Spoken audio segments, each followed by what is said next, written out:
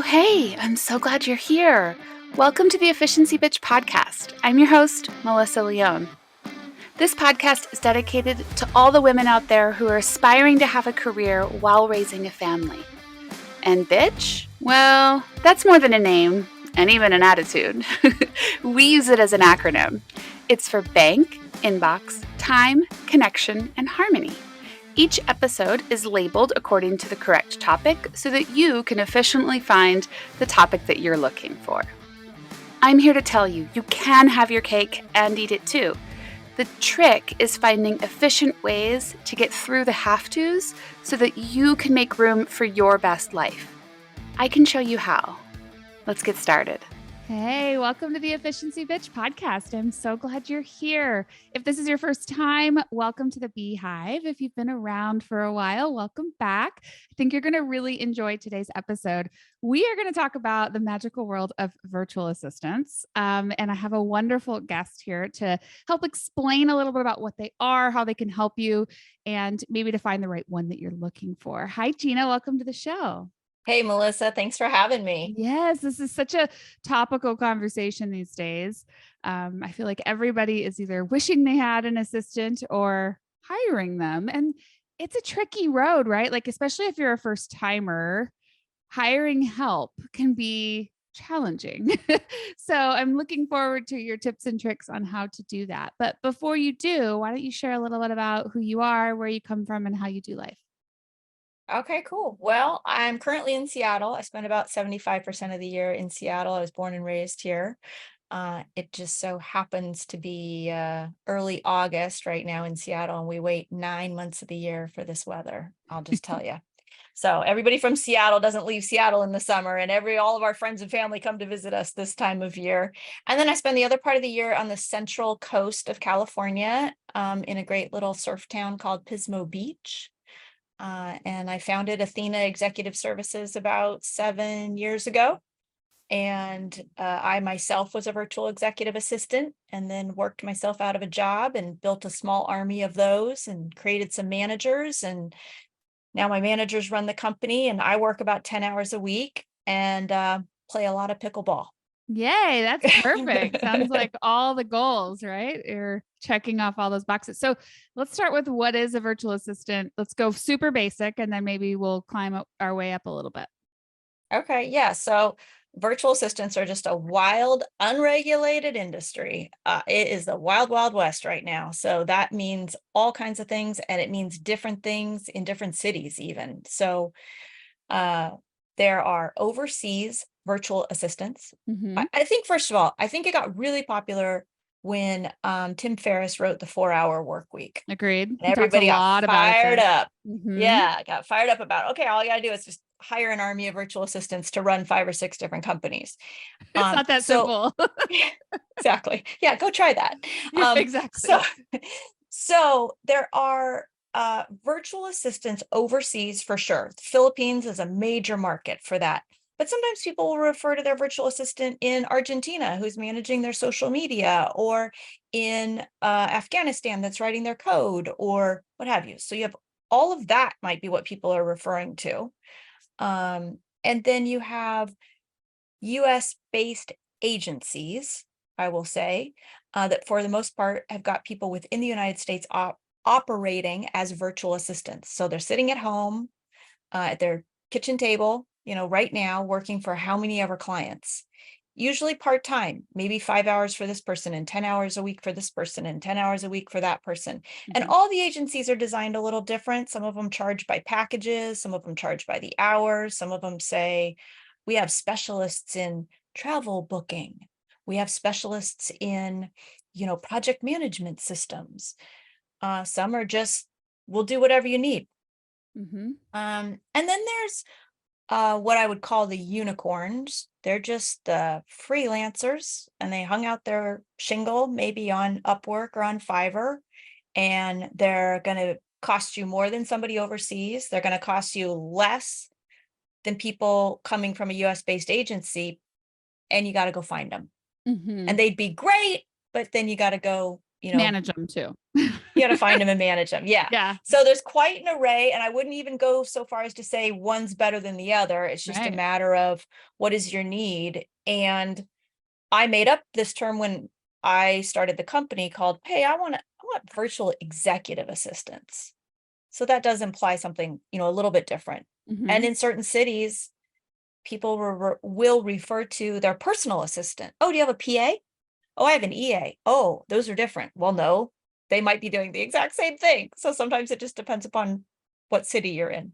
Yeah, absolutely. And you see those in the corporate world, right? Like there are executive assistants and there are administrative assistants and there are all different coordinators, right? Like, so regardless of what you're doing, you're going to find similar people doing similar things. I love this virtual world, but like I've been thriving on this myself. I own a fractional CFO company. So I am working for 2 hours for this company and 5 for this and 10 for this. And everybody gets a little bit of my brain for what they do. And that's what a virtual assistant is doing, right? You're getting somebody who's specialized in one thing, or maybe 12, doing them all at the same time. I don't know, just depends upon what you're doing, but they may be working for more than one person, I guess is the moral to that story. So it's kind of a cool way for people to make a full-time living doing part-time work, which is such a cool thing about the gig economy that, well, it wasn't around when I was growing up. I just think it's the coolest thing now for people to kind of have both, right?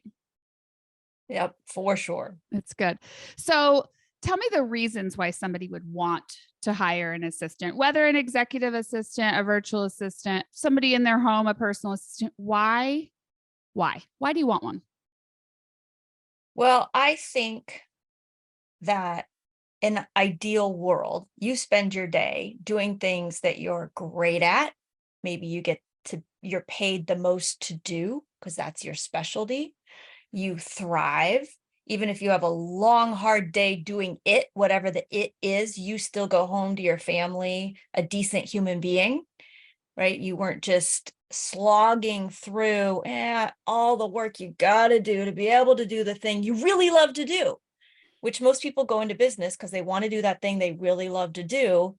And they weren't really planning on the 80 other things they got to do just to get the opportunity to be a massage therapist or to be a bookkeeper or to be a pie maker or to be a restaurant owner or whatever. They want to do that fun thing. And in truth, that's not what they do all day long. So you want to in the ideal world, get rid of everything that is not the highest and the best use of you, I think. I call it being the surgeon, like a surgeon drives to the hospital in their fancy dancy car and they get out and they go to the operating area. And I don't know, I haven't been there, right? But let's just say maybe it's like it is in the movies, and they wash their hands really, really well. And then they stand there and somebody outfits them. Yes. They a scalpel. walk. Yep. Yeah. We don't know. Maybe it's like that. So, and they walk into the operating room and everything's ready. Like all the instruments have been cleaned and the body's ready and everything's ready to go. They didn't do any of that. They just got to come in, do the thing that they trained to do, that they make the most money doing, walk out, stand there. Somebody takes all this stuff off of them. They wash their hands. They talk to the family. They go back, get in their fancy dancy car, and then they go do what? Whatever the hell they want to. Golf, pickleball, go to their kid's soccer game. Yeah. Whatever. That's so good. Everybody's got their own version of be the surgeon, but I just think, we want to be the surgeon. Yeah. So one of the things that comes up for me, and I've been through my own journey on this exact thing. So I went through a journey a couple of years ago of hiring an assistant for the first time. I didn't really know what I was trying to find. I was like, I need help, but I question mark over my head in a bubble of what kind of help do you need? What do you want them to do? And I went through 3 or 4 people, some because they weren't the right fit for me, others because I think I wasn't very clear on what I needed or what I wanted.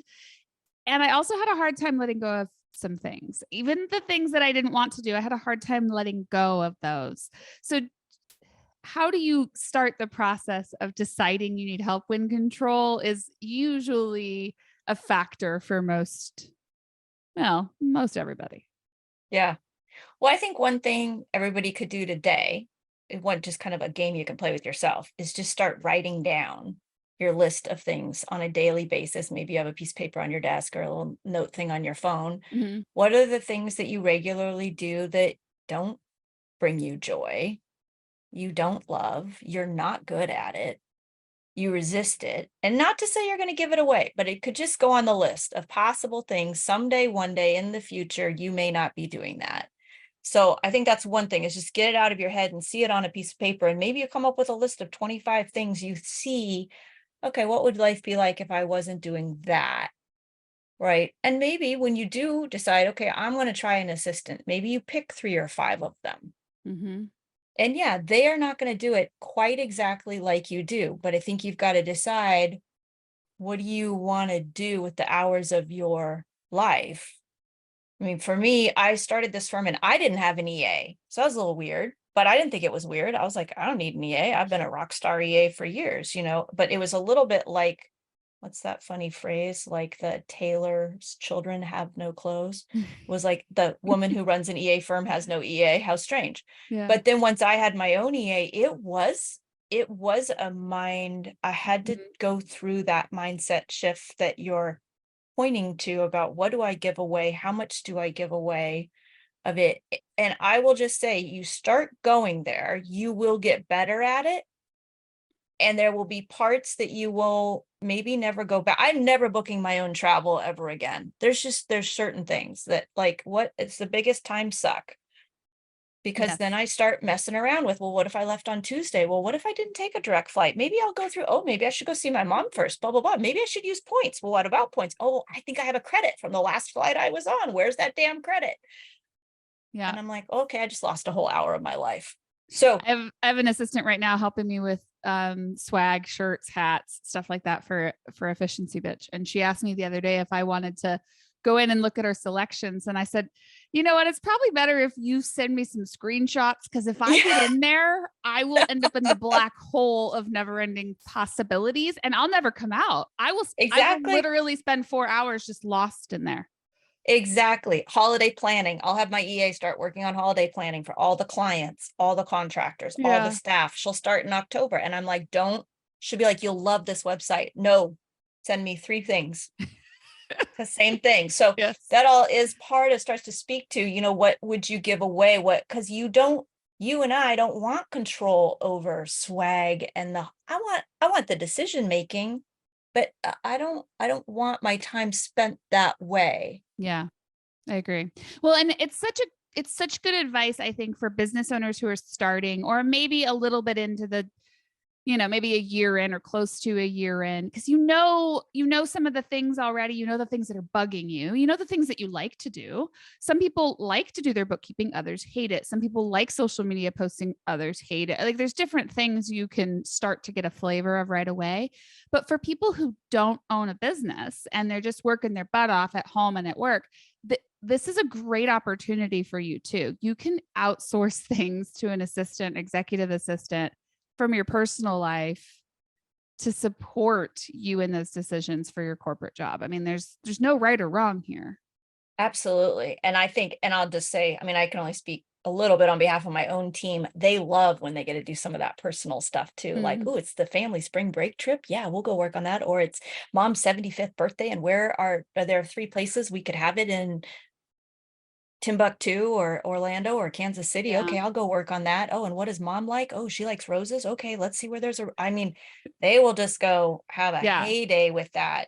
And if that frees you up, great, right? As well Yeah. as, book you for Pilates and maybe poke you to make sure you're there. Yeah. No kidding. I could use that. Can someone show up at my house and make me get out of bed? Right. It's funny that this was your suggestion, was to write everything down. I wrote about this a bit in my book, but when I was starting to go through that, and like that load, that invisible load that I was carrying as a mom and as a professional, and I had all this stuff, I hit my breaking point and I wrote that list down and I handed it to my husband and I said, take your pick, right? Because I'm not doing all this crap by myself anymore. And then we gave some to our kids. Our kids are older now too, so they can do. I mean, my youngest is 8, so I've got arms and legs around here that can support. And you can start to use your family to support you as an assistant too. I mean, we all have to do the work, right? It's just part of it. But adding on additional help to support the family household is everybody benefits from it. Everybody benefits from a happier parent. Everybody benefits from a cleaner home. Everybody benefits from knowing where their uniforms are or their backpacks or all of the things that need to be done. So I certainly am a huge, huge advocate of hiring for support. Someone said to me at one point, hiring help is for the wealthy. And it's never been, I'm busy. I always feel like hiring help is for the busy. And better yet, you're supporting someone else's business who built a business around what they love to do. And they're not your slave. They're not your maid. They're not your put in whatever nasty word you want to add there, right? Like they're there to support you in your dreams and you are supporting them in theirs. That's right. That's right. Yeah, Yeah, I think so well said. It's tough stuff, I think, sometimes, particularly for women to let go of, because I think oftentimes women feel like they have to do all of those things because their mothers did or because their grandmothers did. And we're just not living in that same world anymore. It is shifting pretty hard. So if you were starting out and you were looking to hire an executive assistant, what are some of the first things you would look for? Well, I would be referencing my list and asking about that. What are people's experience in this area? So if it is personal, it might be a little bit easier in some ways because the people you're talking to have probably had to manage those things in their own life. The more professional, the higher level of business acumen you need, right? Not the harder, but for lack of a better word, the harder it's going to be. Do you need a good copywriter? Okay, well, that's something kind of specific. Definitely. So in the business world, you might go to Upwork or Fiverr and just get a project delegated and you find you like that person. Okay, a month later, maybe you delegate the same project to them. I think we in our firm, we have a very long screening and vetting process. And I'll give you pieces of it. And I think maybe people can steal little pieces where it applies to their situation, whether they are just wanting somebody to help with their home life or business or a mix. And a mix, again, is really fun. We have people in the very last stage do actual exercises. Because we're pretty clear in any hiring, everybody's going to give us all the right answers and they're just going to like walk on water in the very first interview. Even if there's a second one, they're going to keep saying all the right things. So if I was vetting and screening on my own, even if it was an agency or an individual, I'd drag it out over time. I wouldn't try to do that very quickly. And I would try to communicate with them in all the ways I like to communicate. I like text. So if I text you and that annoys you, well, maybe Wrong that's a fit. sign. Yeah. Right. Or I text you, hey, what's up? One sentence, and you write me back 10 sentences. Oh, might not be a fit for me, might be a fit for somebody else, you like somebody who can write really well. I would go back and forth with them in email, make up stuff, random stuff to ask them. Tell me about this, tell me about that. Every single thing that person does in the text or in the email or on the phone is a clue to how they're going to be with you. Are they funny? Do you like funny? Are they too serious? You don't like too serious. All of that is coming through in all the different ways, which is why I like to have multiple touches over like a 2-week period. Yeah. Because then that shining me on phase will fade out. I agree. And then I'll get a sense. And just your comment about the communication, like if your texts are the wrong length or the wrong frequency or game changer, right? If you annoy me in the way we communicate, I'm never going to be able to trust you to do my stuff. And it's not going to work for them either. I love that. I think that's a super, super critical component to it because communication is everything. If it wasn't received, it didn't happen. Yeah. I love it. Yeah. Gina, this was wonderful. Thank you so much for all of your information. Will you share with the audience where they can find you, how they can connect, other information they can learn about executive assistants? Yeah, you can find me out on LinkedIn if you want to find me individually. If you want to learn more about our firm and virtual executive assistants, you can go to Athena Executive Services.com. You can read all about us. If you want to learn more, you'll see multiple buttons on there. You can click and you'll get connected to a woman named Jennifer Tracy, and she'll just start by having a 15-minute conversation with you. And even you can just brainstorm with her if you want and go, hey, I don't know if you guys are it, but this is what I need. What do you recommend? And she might be like, I recommend you go over here or go over there. Lovely. That's wonderful. There's nothing worse than not finding a fit, but not knowing where to go next. So Right. Take advantage of that if you're listening to this.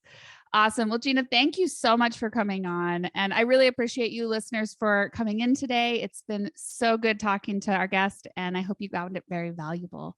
If you've been around for a while, thanks for coming back. Make sure you are sharing and liking and leaving reviews.